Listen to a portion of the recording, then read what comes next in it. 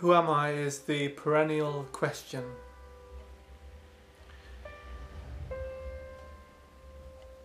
And is there God? Is God real?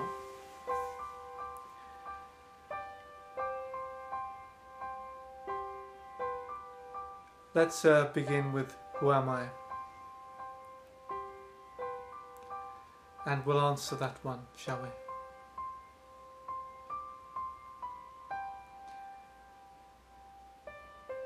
Who am I? Well, if you study a spiritual tradition, the tradition will give you the answer, so you don't have to look. It will tell you that you are a sinner, or you are saved by grace, a saint saved by grace. It will tell you you are the self with a capital S, which means the only one that is. God, being itself, consciousness itself. And so whatever tradition you are part of will tell you the answer to the question, who am I? So you don't have to look any further. And if you're looking into those traditions and you ask, who am I? And say your tradition is the one of Advaita Vedanta, and non-dual teachings, then you will be looking to realize the self. The self that is not the body, not the mind, not the feelings, etc., etc., that is consciousness itself. And you will be looking for a particular experience or non-experience, however you want to describe it. You'll be looking to realize pure awareness.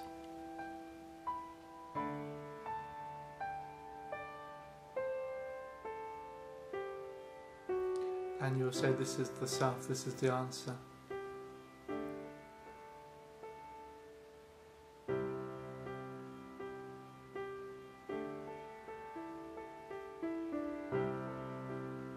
And you might find within that awareness,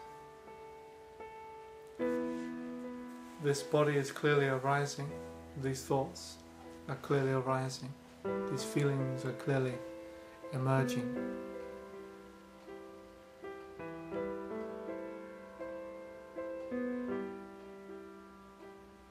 And in fact,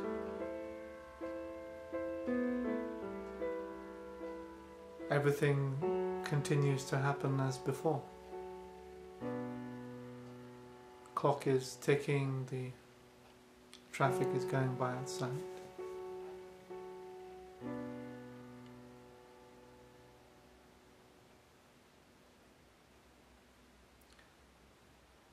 But if I were to walk down the road and ask what the average person knew about Advaita, I spoke to an Indian dentist who was going to Mumbai. My dentist is off to Mumbai tomorrow. And I mentioned about there's a famous sage who was at Mumbai called Ramesh Balsekar. And I mentioned this to him. And he looked, gave me a quizzical look, and I said about him, he was a famous sage of Advaita, non-duality. And he didn't know what I meant.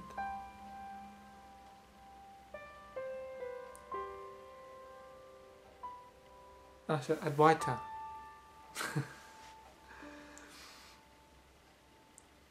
So you have the answer given. That's the answer. I am the self. I am awareness only. Or however you would describe it in your tradition. And when you find yourself experiencing emotions and feeling like you are those emotions and those thoughts, if you're in that particular tradition,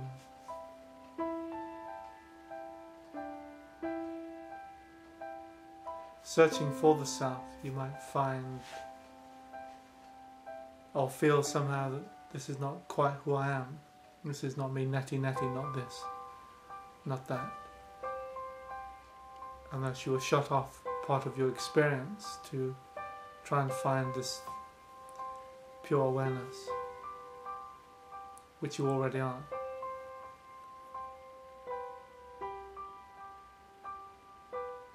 But what if we put aside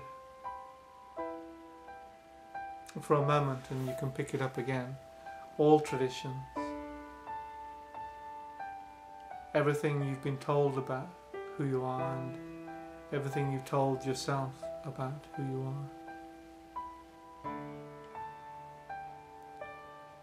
And then when I inquire, who am I? It's not to achieve a goal according to some traditional propaganda or some traditional speak.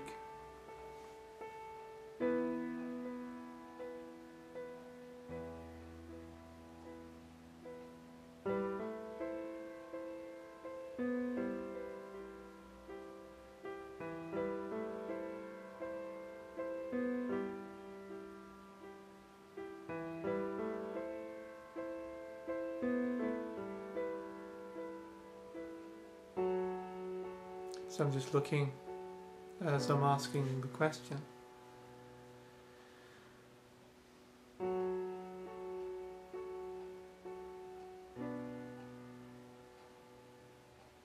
And this is how I recommend, personally, those of you who do self-inquiry, to inquire in this way.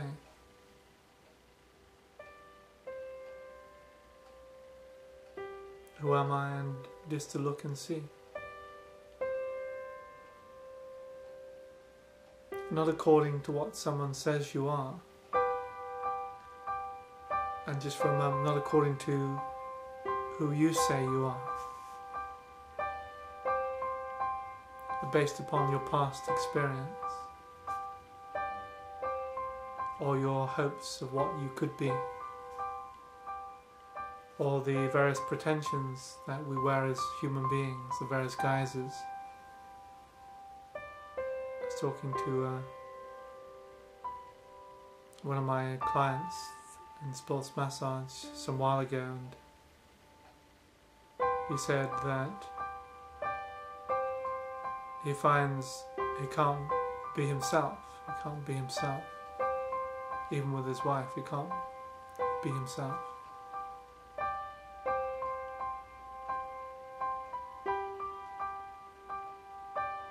And I said, well, perhaps the company you're with doesn't want you to be yourself. Perhaps there is a subtle insistence upon pretense. And we all find ourselves in that company sometimes when there's a tremendous urge to pretend. I can remember going to a spiritual teacher, and much of the teacher's philosophy was about being real and daring to live without pretense. And afterwards in the gathering, it seemed lots of people were pretending, and I looked at my friend who was with me at the time, and we had this kind of silent understanding. We just started laughing, and we walked out of there feeling intensely free. Now, pretense has a place, but if one is only pretending, always acting,